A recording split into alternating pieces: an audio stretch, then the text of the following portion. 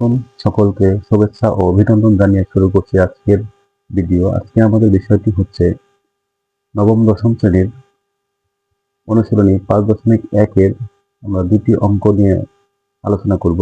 অঙ্ক দুটি আমাদের বোর্ডে দেখা যাচ্ছে, সমাধান করে দেয়। এখানে প্রশ্নে বলা হয়েছে দুই অঙ্ক বিশিষ্ট, 17 নম্বর অঙ্কটা, দুই অঙ্ক বিশিষ্ট একটি সংখ্যার অঙ্কদ্বয়ের সমষ্টি 9। অঙ্ক দুটি স্থান বিনিময় করলে যে সংখ্যা পাওয়া যাবে তা প্রদত্ত সংখ্যা হতে 45 কম হবে। সংখ্যাটি কত? তাহলে এখানে সমাধান 17 নম্বরটা। এখানে বলা হলো যে দুই অঙ্ক বিশিষ্ট একটি সংখ্যার অঙ্কদ্বয়ের সমষ্টি হচ্ছে 9। দুই অঙ্ক বিশিষ্ট, এখানে বলা হচ্ছে দুই অঙ্ক, তাহলে আমরা দুই অঙ্ক বিশিষ্ট মানে হচ্ছে একক দশক, দুটি অঙ্ক থাকবে। আমরা লিখবো, মনে করি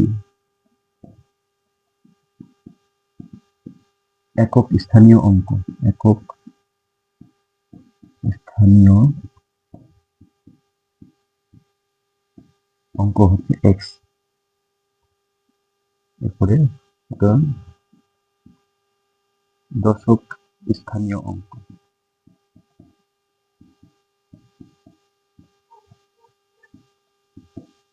এটা হবে হচ্ছে 9 - x। কিভাবে হলো যে এখানে দুইটি অঙ্কের সমষ্টি দেওয়া আছে 9, এর মধ্যে আমরা এককটা ধরলাম x, তাহলে দশকটা অবশ্যই সমষ্টি আছে, তার থেকে আমরা যদি এককটা মানে x বিয়োগ করি তাহলে দশকটা পাওয়া যাবে। খুবই সিম্পল।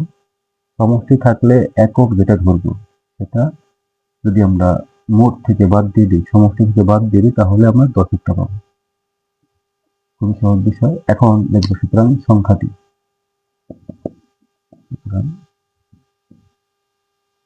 সংখ্যাটি এখানে আমরা একটু ভালো করে খেয়াল করব যে সংখ্যাটি লেখার নিয়ম কি আছে। সংখ্যাটি লেখার নিয়ম হচ্ছে, প্রথমে লিখবো আমরা এই দশক স্থানীয় অঙ্কটি। এখানে লিখবো দশক স্থানীয় অঙ্ক হচ্ছে 9 - x, আর তার সামনে গুণ হবে 10। কিভাবে? যে দশক স্থানীয় অঙ্ক তার সাথে 10 গুণ, যোগ হবে একক স্থানীয় অঙ্ক তার সাথে 1 গুণ। একক স্থানীয় অঙ্কটি হচ্ছে x, তার সাথে আমরা 1 গুণ করি তাহলে x হচ্ছে x। এরপরে এখানে গুণ করবো 10কে 90 মাইনাস 10 এর সাথে x গুণ করলে 10x প্লাস x। এখন 90 মাইনাস 10x থেকে একটা x বিয়োগ করে দেবো, তাহলে 9x 9x। এটি হচ্ছে সংখ্যাটি। এরপরে দ্বিতীয় লাইনে বলা আছে আবার অঙ্ক দুটি স্থান বিনিময় করলে যে সংখ্যা পাওয়া যাবে তা প্রদত্ত সংখ্যা হতে 45 কম হবে। অঙ্কদ্বয় স্থান বিনিময় করলে, তার মানে এই যে এখানে আমরা দুটো অঙ্ক লিখেছিলাম, একটা হচ্ছে 9 - x দশকেরটা, আর একটা হচ্ছে শুধু x এককেরটা, এই দুটো যদি স্থান বিনিময় করে দেয় মানে এটা যাবে ওইখানে আর এইটা আসবে এইখানে, তাহলে আমরা লিখবো অঙ্কদ্বয় স্থান বিনিময় করলে, অঙ্কদ্বয় স্থান বিনিময় করলে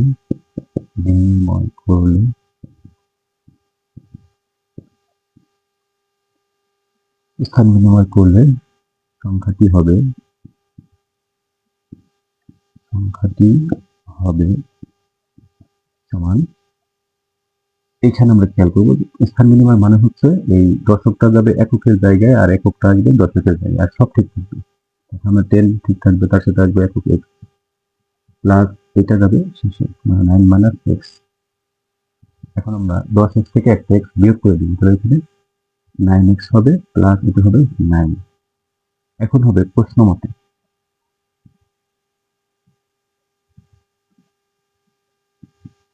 মানে প্রশ্ন যেভাবে বলা হলো সেই অনুসারে আমরা লিখবো।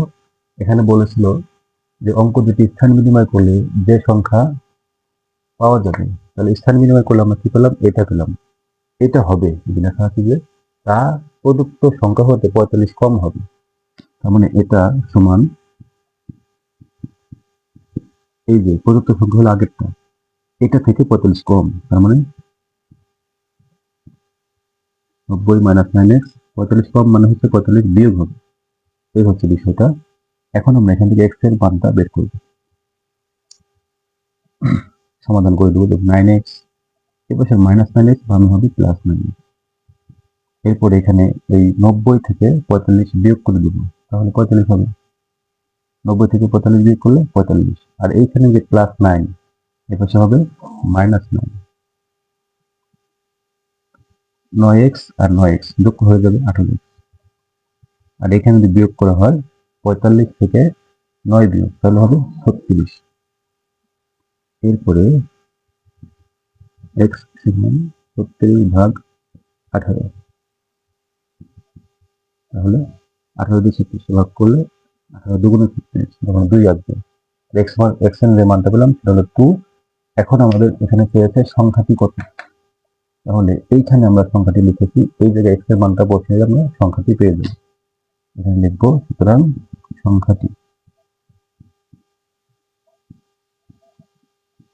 সংখ্যাটি সমান 90 - 9x।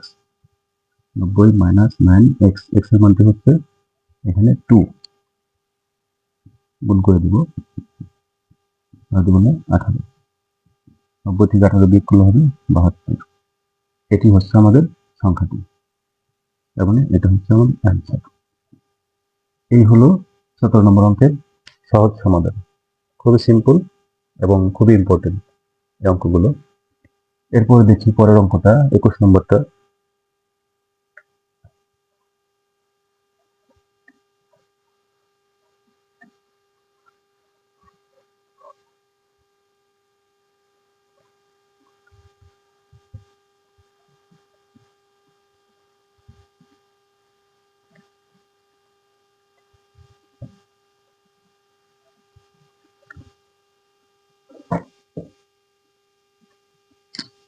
এখন আমরা 21 নম্বরটা করব।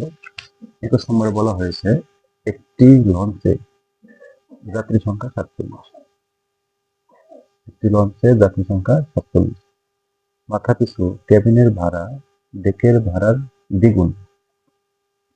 কেবিন এবং ডেক, ডেকের ভাড়া মাথাপিছু 30 টাকা এবং মোট ভাড়া প্রাপ্তি 1680 টাকা হলে কেবিনের যাত্রী সংখ্যা কত? তাহলে মোট যাত্রী সংখ্যা হচ্ছে 47। আমরা এখানে যেটা চেয়েছি সেটা ধরে নিব যে কেবিনের যাত্রী সংখ্যা কত। আমরা লিখবো, মনে করি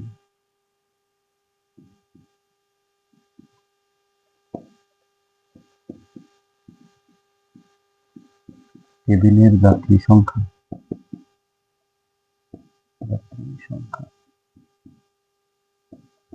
x জন। তাহলে মোট হচ্ছে কত? 47। তাহলে ডেকের যাত্রী সংখ্যা, সুতরাং ডেকের যাত্রী সংখ্যা মোট যেহেতু 47, তাহলে 47 থেকে x মানে কেবিনের গুলো বাদ দিলে আমরা ডেকের গুলো পাবো। তাহলে 47 - x জন। এখন বলা হয়েছে পরের লাইনে যে মাথাপিছু কেবিনের ভাড়া ডেকের ভাড়ার দ্বিগুণ। এখানে ডেকের ভাড়া বলা আছে মাথাপিছু 30 টাকা, আমরা লিখবো ডেকের ভাড়া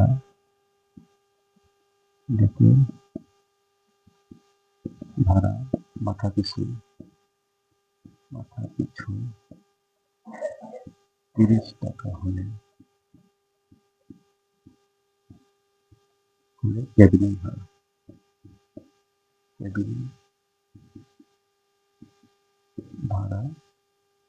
কি হবে? এই ডেকের ভাড়ার মাথাপিছু 30 টাকা, কেবিনের ভাড়া হবে ডেকের ভাড়ার দ্বিগুণ। তাহলে ডেকের ভাড়া 30 টাকা হয়, তাহলে কেবিনের ভাড়া হবে দ্বিগুণ, মানে 30 দুগুণে 60 টাকা। 2 গুণন 30, 30 দুগুণে 60 টাকা। আর মোট ভাড়া প্রাপ্তি হচ্ছে 1680 টাকা। তার মানে এই যে কেবিনের যাত্রী সংখ্যা x জন আমরা ধরে নিয়েছি, আর কেবিনের যে ভাড়া সেটা হচ্ছে 60। তাহলে জনসংখ্যার সাথে যদি আমরা মাথাপিছু ভাড়াটা গুণ করে দিই, তাহলে আমরা মোট ভাড়া পাবো কেবিনের। আবার একই রকম ভাবে ডেকের যাত্রী সংখ্যা এটা, তার সাথে আমরা যদি ডেকের ভাড়া প্রতি জন প্রতি ভাড়া গুণ করে দিই, তাহলে ডেকের মোট ভাড়া পাবো। ডেকের মোট ভাড়া আর কেবিনের মোট ভাড়া যোগ করলে আমরা 1680 টাকা পেয়ে যাবো। তাহলে লিখবো এভাবে যে এখানে কেবিনের জাতীয় সংখ্যা এক্স আর কেবিনের জনপ্রতি ভাড়া হচ্ছে 60, মোট ভাড়া কেবিনে হচ্ছে 60x। প্রশ্ন মতে 60x প্লাস এরপর হচ্ছে ডেকের জনপ্রতি ভাড়া হচ্ছে 30 টাকা আর মোট জনসংখ্যা গুণ হবে দুটো, 30 গুণন 47 মাইনাস এক্স, টোটাল যোগ করলে আসবে হলো 1680। এখানে 60x প্লাস এটা গুণ করে দিব আমরা 3 7 21, 21 এর 1 2, 3 4 12, 14, 14 আর 1410 মাইনাস 30 আর এক্স গুণ করলে 30 ইকুয়াল 1680। 60x থেকে 30x বিয়োগ করলে আমরা 30x পাবো আর 1680 এই প্লাস 1410 এটা হচ্ছে মাইনাস 14। আমরা এই 1680 থেকে 1410 বিয়োগ করলে পাবো 270। x ইকুয়াল 270 ভাগ হচ্ছে 30।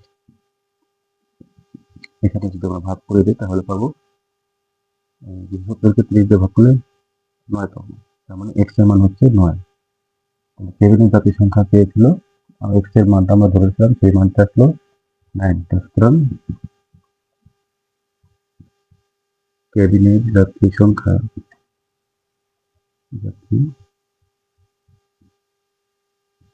হচ্ছে 9 জন। এটাই হচ্ছে আমাদের অ্যান্সার। খুবই সিম্পল এবং খুবই ইম্পর্টেন্ট এই অঙ্কগুলো, খুবই সহজভাবে সমাধানগুলো করা হলো। আমরা একটু খেয়াল করে বাসায় সুন্দর করে বারবার যদি রিভিশন করতে পারি, এই অঙ্কগুলো বারবার করতে পারি খাতা কলমে, তাহলে অবশ্যই আমরা এই পরীক্ষাতে আসলে পারবো ইনশাআল্লাহ। সকলকে ধন্যবাদ জানিয়ে শেষ করছি। আসসালামু আলাইকুম ওয়া রাহমাতুল্লাহ।